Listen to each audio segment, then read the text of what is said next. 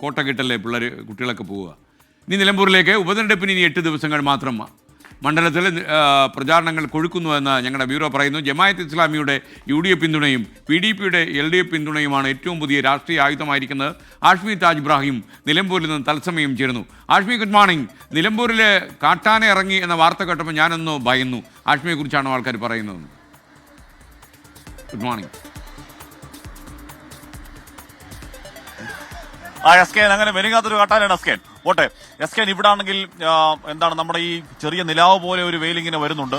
ഏത് സമയവും മഴ പെയ്യാം എന്ന രീതിയിൽ അന്തരീക്ഷം മേഘാവൃതമായി മൂടിക്കിടക്കുന്നുണ്ട്. മാത്രമല്ല വരും ദിവസങ്ങളിൽ മഴ പെയ്യും എന്നുള്ളതാണ് നമുക്ക് കാലാവസ്ഥാ പ്രവചനവും. എന്തായാലും ആ മഴയുടെയോ തണുപ്പിന്റെ ഏതെങ്കിലും തരത്തിലുള്ള ഒരു രാഷ്ട്രീയ സൂചന ഇവിടെ ഇല്ല എസ്കേൻ. കടുത്ത ചൂട് തന്നെയാണ്.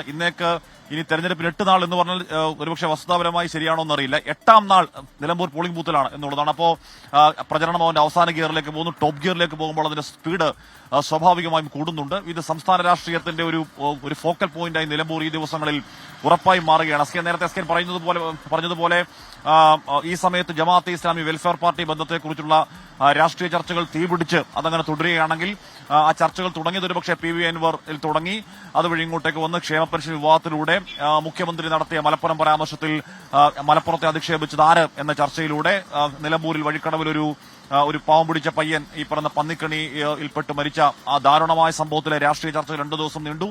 അങ്ങനെ ഓരോ ദിവസം കഴിയുന്നതോറും പല ചർച്ചകൾ ഏറ്റവും ഒടുവിൽ എത്തി നിൽക്കുന്നത് ഈ പറയുന്ന ജമാഅത്തെ ഇസ്ലാമി വെൽഫെയർ പാർട്ടി ബന്ധത്തിൽ തന്നെയാണ്. അതിൽ അതിശക്തമായ രാഷ്ട്രീയവാദം ഈ ദിവസം സ്വരാജ് അല്പസമയത്തിനകം മാധ്യമങ്ങളോട് സംസാരിക്കുമ്പോൾ സ്വരാജ് പറയുന്നത് ചേരേണ്ടവർ ചേർന്നു എന്നുള്ളതാണ് പറയുന്നത്. സാധാരണഗതിയിൽ കഴിഞ്ഞ നിയമസഭാ തെരഞ്ഞെടുപ്പിലൊക്കെ ഈ ജമാഅത്തെ ഇസ്ലാമി ബന്ധം ആവർത്തിച്ച് പറയുന്നതാണ്. നമ്മുടെ എൻകൗണ്ടർ ചർച്ചയിലൊക്കെ ഏറ്റവും ചുരുങ്ങിയത് ഒരു 10-60 തവണയെങ്കിലും നമ്മൾ ഈ പറയുന്ന LDFന്റെയും UDFന്റെയും ഒക്കെ ജമാഅത്തെ ഇസ്ലാമി പൂർവ്വകാല ബന്ധങ്ങൾ, ജമാഅത്തെ ഇസ്ലാമി ഓരോ കാലത്താർക്കൊപ്പം നിന്നു എന്ന കാര്യമൊക്കെ നമ്മൾ രേഖാമൂലമൊക്കെ പറഞ്ഞിട്ടുള്ളതാണ്. അത് വീണ്ടും ഉറപ്പായും നമ്മൾ പലയാവർത്തി ചർച്ച ചെയ്തിട്ടുള്ളത് കൊണ്ട് തന്നെ അത് കേൾക്കുമ്പോൾ ഒരു ആവർത്തന വിരസം തോന്നുമെങ്കിലും ഇവിടുത്തെ ഒരു വലിയ രാഷ്ട്രീയ ചർച്ചയായി ജമാഅത്തെ ഇസ്ലാം ബന്ധം മാറുന്നുണ്ട്. സാധാരണഗതിയിൽ കഴിഞ്ഞ നിയമസഭാ തെരഞ്ഞെടുപ്പൊക്കെ നമ്മൾ കണ്ടത് ജമാഅത്ത് ബന്ധത്തിൽ UDF LDF പറയുമ്പോൾ UDF ആകെ ഡിഫൻസിലേക്ക് പോവുകയും ഓരോ നേതാക്കൾ ഓരോന്ന് പറയുകയും ചെയ്യുന്നതാണെങ്കിൽ നിലമ്പൂരിൽ നമ്മൾ കാണുന്നത് അതല്ല.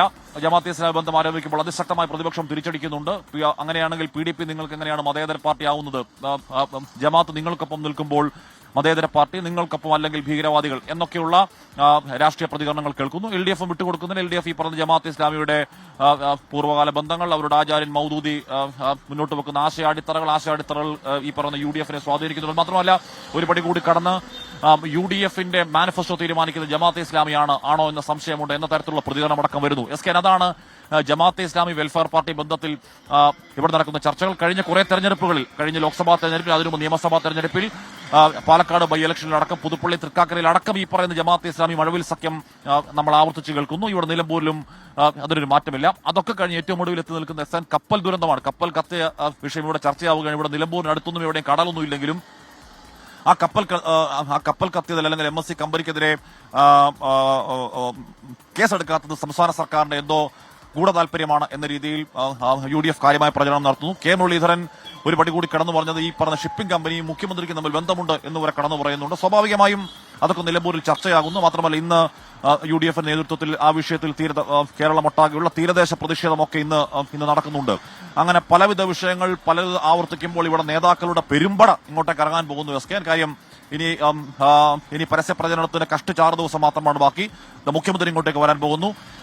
സ്വരാജിന് വേണ്ടി ഇവിടെ ക്യാമ്പ് ചെയ്ത് 3 ദിവസം മുഖ്യമന്ത്രി നിൽക്കുന്നു. 15-ാം തീയതി പ്രിയങ്ക ഗാന്ധി ഇങ്ങോട്ടേക്ക് വരാൻ പോകുന്നു. പ്രിയങ്ക ഗാന്ധി ഇവിടുത്തെ സ്ഥലം MP കൂടി, നിലമ്പൂർ ഉൾപ്പെടുന്ന വയനാടിന്റെ സ്ഥലം MP കൂടിയാണ്. പ്രിയങ്ക ഗാന്ധി ഇങ്ങോട്ടേക്ക് വരാൻ പോകുന്നു. PV അൻവറിന് വേണ്ടി സാക്ഷാൽ യൂസഫ് പട്ടാൻ, ക്രിക്കറ്റർ കൂടിയായ തൃണമൂൽ കോൺഗ്രസ് നേതാവ് യൂസഫ് പട്ടാൻ എത്തുന്നു.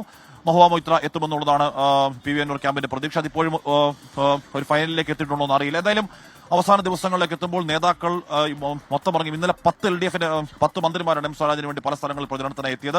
അങ്ങനെ മന്ത്രിപ്പട ഇങ്ങോട്ടേക്ക് ഇറങ്ങുന്നു. രാഷ്ട്രീയം ഒന്നാകെ, കേരള രാഷ്ട്രീയത്തിന്റെ പ്രധാനപ്പെട്ട വ്യക്തിത്വങ്ങൾ ഒന്നാകെ, നിലമ്പൂരുകാർ ഇതുവരെ TV-യിൽ മാത്രം കണ്ട നേതാക്കൾ പോലും ഒരുപക്ഷെ ഇങ്ങോട്ടേക്ക് എത്തി വളരെ സജീവമായി ചർച്ചയാക്കുകയാണ്. ഇതിലുള്ള ഒരേ ഒരു സംശയം, നമ്മൾ പാലക്കാട് ബൈ ഇലക്ഷനിൽ നമ്മൾ അവിടെ പോയി ഇതുപോലെ തെരഞ്ഞെടുപ്പ് റിപ്പോർട്ട് ചെയ്തതാണ്.